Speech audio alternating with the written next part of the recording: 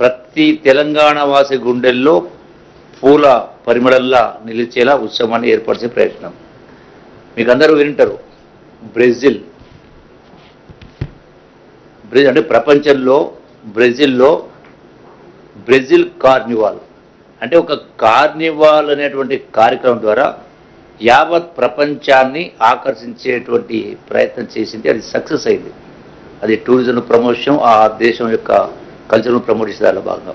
అట్లాగే ఈ రోజున ఈ బతుకమ్మ పండుగను కూడా ఒక కార్నివాల్ లాగా యావత్ ప్రపంచాన్ని ఆకర్షించే విధంగా, యావత్ భారతదేశంలో మరెక్కడ కూడా చేయని పద్ధతిలో చేసేటువంటి ప్రయత్నం చేస్తా ఉన్న ఈ యొక్క బతుకమ్మ పండుగను రేపు సెప్టెంబర్ 21 నుంచి 29 తారీఖు వరకు చేసే ఏర్పాటు చేస్తూ ఉన్నాం.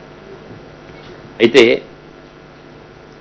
ఈ యొక్క సెప్టెంబర్ 21 నుంచి సెప్టెంబర్ 30 వరకు మొదటి ఈవెంట్ మా సహచర మంత్రివర్యాలు వరంగల్లోని 1000 స్తంభాల గుడి వద్ద ప్రారంభమవుతుంది. సెప్టెంబర్ 22 నుంచి 24 వరకు ప్రతిరోజు 3-4 జిల్లాల్లో ముఖ్య ఆలయాల్లో పర్యాటక సాంస్కృతిక ప్రదేశాల్లో వేడుకలు నిర్వహించి ఏర్పాటు చేయడం జరుగుతుంది. అట్లాగే